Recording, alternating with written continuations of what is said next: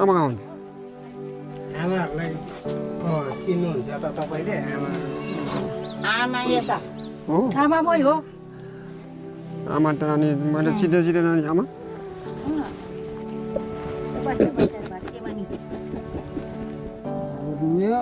अलि उठाउ दिदी रुन्न दे उठ उठ उठ उठ उठ उठ उठाउ उठ उठ उठ नानी उठ उठ चिन्यौ आमा चिन्यौ अब त चिने मैले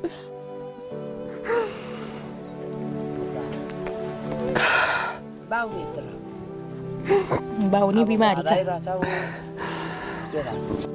अनि बाउलाई कस्तो छ साह्रै छ कि कस्तो छ नारुनु नरौ बाबु नरौ कति वर्ष भयो त हराएको कति भयो आमा मलाई नै थाहा छैन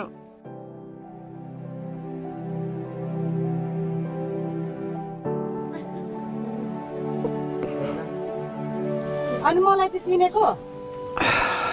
दिदी त्यति थाहै छैन दिदी मलाई हामी अनि सँगै उसमा काठमाडौँमा नि हुँदाखेरि हराएको आएको होइन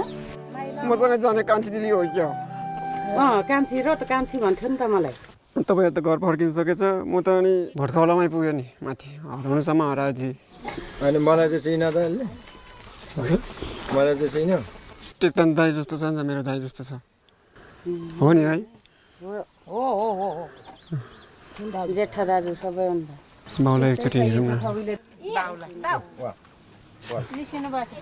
बाउ यही त हो नि म हो मलाई चिन्नुभयो त बा किन चिन्दैन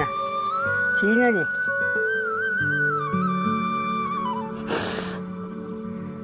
भगवान्ले मभन्दा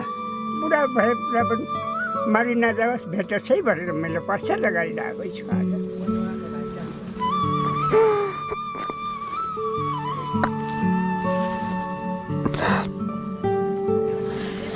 अनि उहाँहरू चाहिँ नाति दाजुको छोरा ए मेरो पनि के भन्नु भने छोरै पर्यो है छोरै पर्यो नि त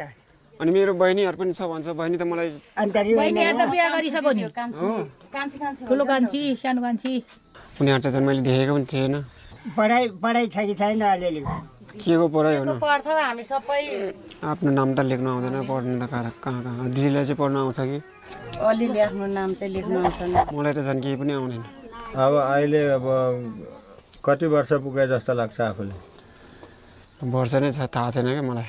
अब 40 त्यति कट्यो होला भनेर अर्कालमा मैले त्यतिको मात्रै भन्छ न नाता छ न के छ न वर्ष थाहा छैन क्या मलाई अब के गर्ने होला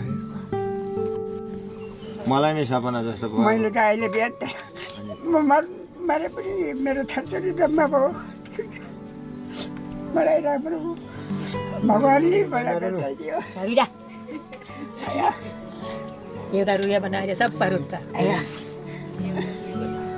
भगवान्ले जोडाइदियो मलाई छोरा अब सबै जम्मा भयो नानीको हुन्छु कि त नारु नारु नारु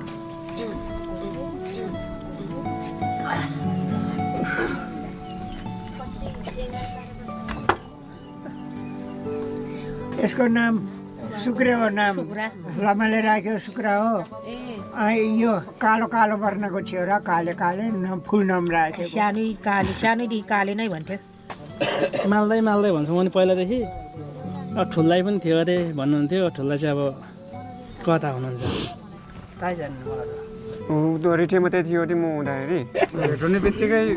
रिठे होइन भनेर मलाई चिनेको नि त ठुला आमा के भन्ने ठाउँ अरे त्यो छेकम्बार गोर्खा जिल्ला चाइनाको छेउमै पर्छ फेरि म चाहिँ माथि जानुपर्छ क्या माथि नै उही जानुपर्ने आउनु त म यतै आउने हो नि उता के गरेर बस्ने अहिले आउने होइन 1 वर्षपछि मात्रै आउँछु नि दसैँ तिहारतिर मात्रै आउँछु नि